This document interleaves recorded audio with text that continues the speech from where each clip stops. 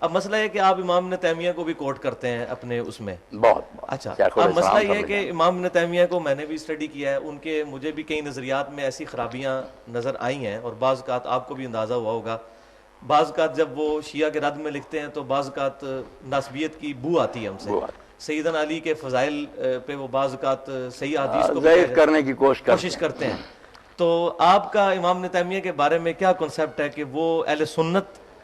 میں؟ یہ میرے پاس ایک کتاب جو آئی نا سعودیہ سے, وہ آپ کو بھی پھر مہیا کر دیں گے, اس کا فوٹو اسٹیٹ, لم یکن ابن تیمیہ الناصبیہ. انہوں نے ان کی صفائی دیا کہ بالکل انہوں نے نا حضرت علی صاحب کو ان کا مقام صحیح دیا, خلیفہ راشد مانا, جو ان سے لڑے ان کو ناحق سمجھا. باقی وہ مناظرہ میں تو آپ دیکھتے نا, ہوتا نا کبھی آدمی جذباتی ہو جاتا. میں نے بھی پڑھا انہوں نے مطلب ناسبیوں کا رد کیا. چلو ٹھیک ہے. اچھا, اب یہ بتائیے کہ یہ جو صحیح بخاری آدمی بہت بڑے تھے, ہاں جی کوئی شک نہیں اس میں, صحیح بخاری اور مسلم کی متفق حدیث ہے کہ میرے صحابہ کو برا مت کہو. تم میں سے کوئی احد پہاڑ کے برابر بھی سونا خیرات کر دے تو 600 گرام مد ان کی اس کے آدھ کو بھی نہیں پہنچ سکتا. یہ حدیث جو ہے یہ امتیوں کے لیے کہ سیدنا معاویہ کے لیے بھی تھی, کہ جن کے دور حکومت میں جمعے کے خطبوں میں سیدنا علی کو گالیاں نکالی جاتی رہی ہیں. تو یہ حدیث کیا ہم سب کے لیے کہ ہم ان کو برا نہ کہیں, کہ صحابہ کرام علیہم رضوان کے لیے بھی ہے؟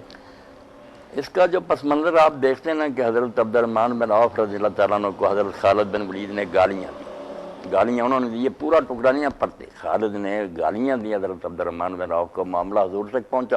تو آپ نے خالد اور ان لوگوں کو نا, اس لیے امام نووی کہتے ہیں کہ اس حدیث میں جو کہا نا صحابہ کو بڑا گناہ کو, یہ مخصوص صحابی جو صلح حدیبیہ سے پہلے ایمان لائے تھے, ورنہ خالد بھی صحابی تھے. آپ نے کہا تم میرے اصحاب کو برا نہ کرو, تم میں سے اب سونو بہت پہاڑ. اس کا خطاب جو تھا نا صلح حدیبیہ کے بعد والے مسلمانوں سے تھا, وہ عام مانوں میں تو وہ بھی صحابی تھے, مگر آپ نے اس میں خاص کہا کہ جن کو تم گالیاں دے دو سابقون کو, ان کے برابر تم اب ہو سکتے ہو. ہمیں بھی حکم بعد میں ٹھیک ہے پہنچ گیا, ہم پر بھی لاگو, مگر مخاطب اس کے حضرت خالد اور ان کے ساتھی تھے کہ تم برا کہتے ہو.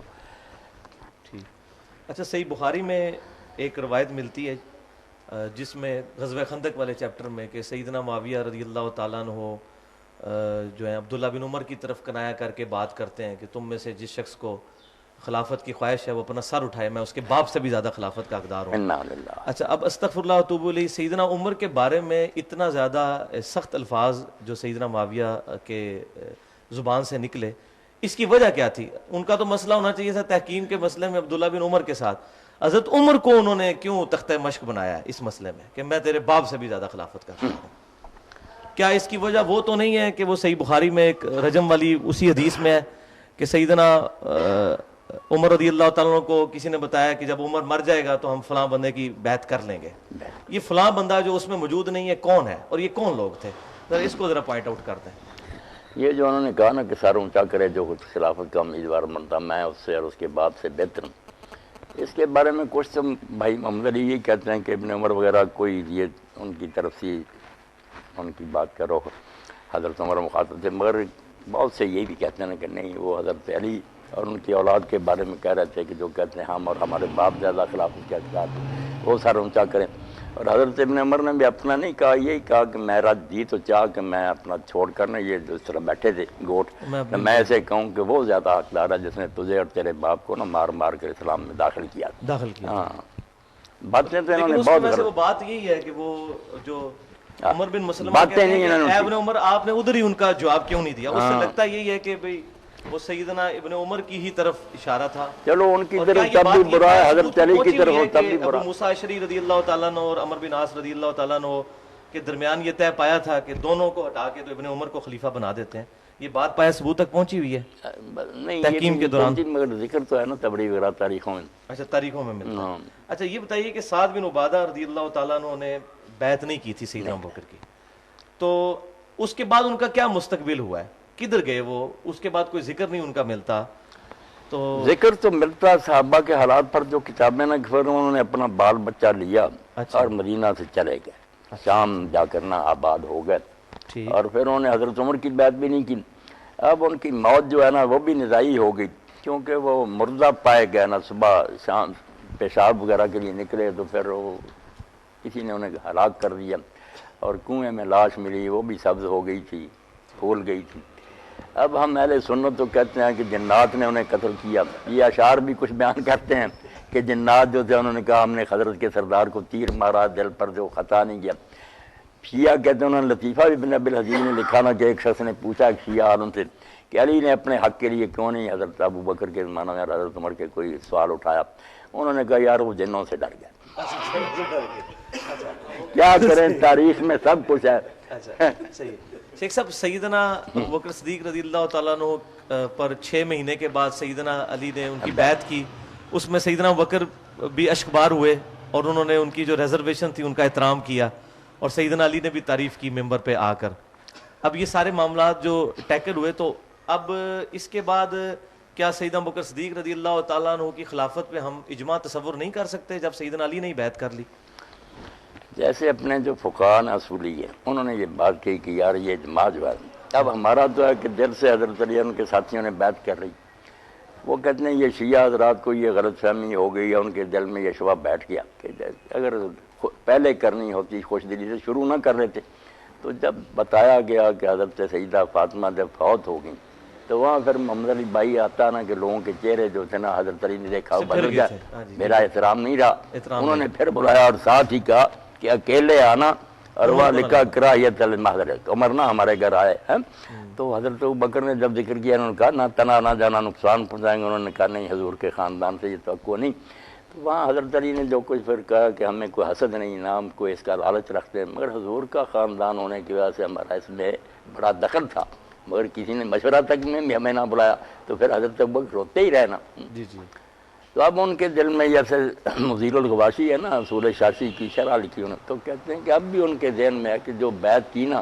وہ اسلام کی بہتری کے لیے انہوں نے کر لی کہ چلو مسلمانوں میں فساد ختم ہو جائے، ورنہ آپ جانتے ہیں نا کہ جو کچھ ہو سکتا ابو سفیان نے کرنا چاہا،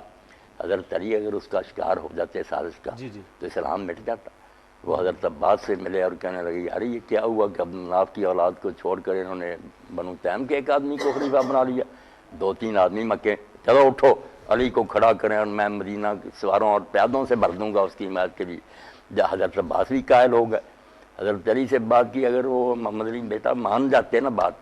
اسلام وہیں ختم ہو جاتا۔ انہوں نے بہت دور اندیشی سے کام نے کہا جاہلیت ہم اسلام، کفر میں بھی تو اسلام کا برا سوچتا رہا، اب بھی سوچتا۔ کون ہے وہ پیادے جو میری امداد کے لیے تو لائے گا؟ وہی جو خندق وغیرہ میں لایا تھا، میری امداد کے بہانے لائے گا، نہ میں رہوں گا نہ ابو بکر رہے گا، جا آرام کر، جو بن گیا ٹھیک ہے ہم اس کو قبول کرتے ہیں۔ اچھا آپ کا کیا اس بارے میں کنسیپٹ ہے کہ جو بعض لوگ کہتے ہیں کہ سیدنا حسن کو زہر جو ہے وہ سیدنا معاویہ نے دیا تھا،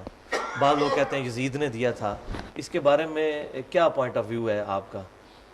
آپ دیکھتے ہیں کہ اس طرح کی سازشوں کے ثبوت تو نہیں ہوتے کہ لوگ بیان کریں کہ حدیثیں ہمیں تو ویسے ملتی ہیں کہ ان کو زہر دیا گیا تھا، زہر، یہاں تک تو ہے۔ یہ تو سب نے لکھا جی ہے ہاں۔ کہ ماتا مسمومن شہید ہوئے وہ زہر سے ہی۔ ٹھیک، اور یہ بھی ہماری اتنی بڑی شرح ہے انور محبود، اس میں وہ لکھتے ہیں کہ یہ جعدہ بنت اشعث نے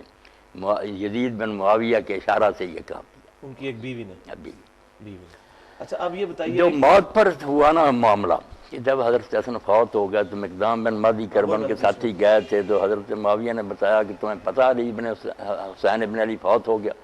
تو حضرت مقدام نے دیکھو نا اخلاقی فریضہ تھا، صحابی سے کہا انا للہ، تو انہوں نے کہا تعدھا مصیبتاً،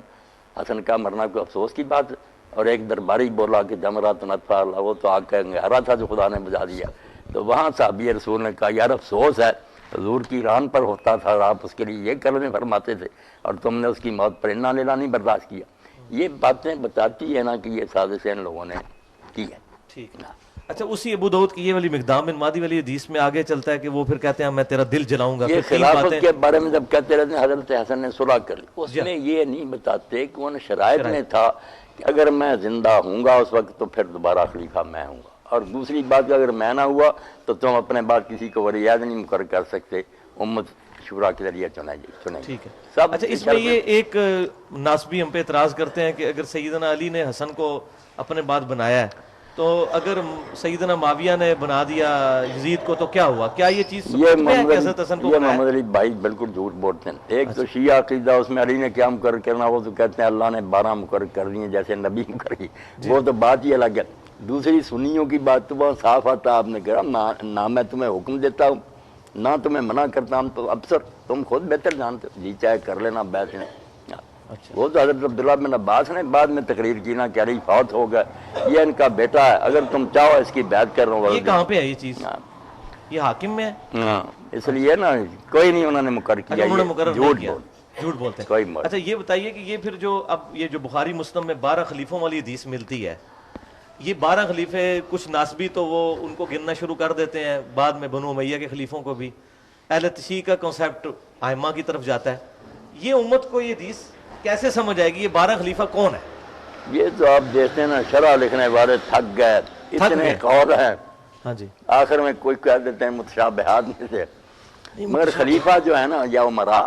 اس میں پھر نا شیعہ حضرات والے ائمہ جو نا بہت چوٹی کے لوگ ہیں، لیکن ان کو مگر حکومت نہیں نہیں وہ حکومت نہیں ملی، ان میں سے حضرت امیر المومنین علی ہیں، بعد میں حضرت حسن ہیں، پھر امام مہدی ہو سکتے ہیں، درمیان میں کوئی نہ حاکم وقت نہیں ہوا، لائق بے شک وہ خلافت کے دوسروں سے زیادہ ہو مگر نہیں نا ان کو فی الواقع ملی، اس لیے وہ تو مراد نہیں۔ دوسرے جو ناسبی لیتے ہیں کہ لگاتار اس میں وہ پھر کہتے ہیں ناسبیوں کو دفع کریں، مگر جو اہل سنت میں سے قائل ہے نا کہ لگاتار یزید بھی آگے، یہ ہمارے شیعہ دوست دکھاتے ہیں، یہ دیکھو مولا علی قاری نے شرح فقہ نے یزید کو بھی لکھا، بھئی انہوں نے لکھا، ساتھ ہی کہتے ہیں ظالم ہے، بے ایمان ہے، فاسق ہے، وہ کب نیک کہتے ہیں؟ وہ کہتے ہیں اس حدیث میں ان کی مدح نہیں آئی خلیفوں کی، صرف ان کا جو پیریڈ ہے نا وہاں تک کہا کہ اسلام کا غلبہ ہوگا، بعد میں جو نا روب جاتا رہے گا۔ وہ ٹھیک ہے جب انہوں نے بنو امیہ نے خود ہی آپس میں ایک خلیفے کو قتل کر دیا، 2 حکومتیں بن گئی، عباسیوں کی الگ، اسپین میں ان کو بنو امیہ کی، پھر مسلمانوں کی وہ طاقت نہیں رہی، وہ کہتے ہیں ان امیروں کی کوئی مذاق کا کلمہ آپ نے نہیں کہا، ان تک اسلام جو ہے نا اس کا غلبہ رہے گا، دنیا پر اس کا روب رہے گا۔ عمر بن اور عبدالعزیز جو شاہ ہے نا ابن کثیر اور امام ابن تیمیہ ان کا تو ہے کہ قیامت تک 12 ہوں گے عادلی خلفائے راشدین، مگر لگاتار نہیں 12، آخری جو ہے نا امام المہدی ہوں، امام ابن تیمیہ اور امام ابن کثیر، یہ دونوں اس کے تو بڑا اچھا ہو گیا کہ یہ 12 ہوں گے بھی عادل اور متقی، مگر کچھ ہو گئے، اور آخر میں جا کر امام راضی انہوں نے نہیں یہ معاویہ کو بھی نہیں شمار کیا نا یزید وغیرہ، البدایہ والنہایہ اور منہاج السنہ۔ اچھا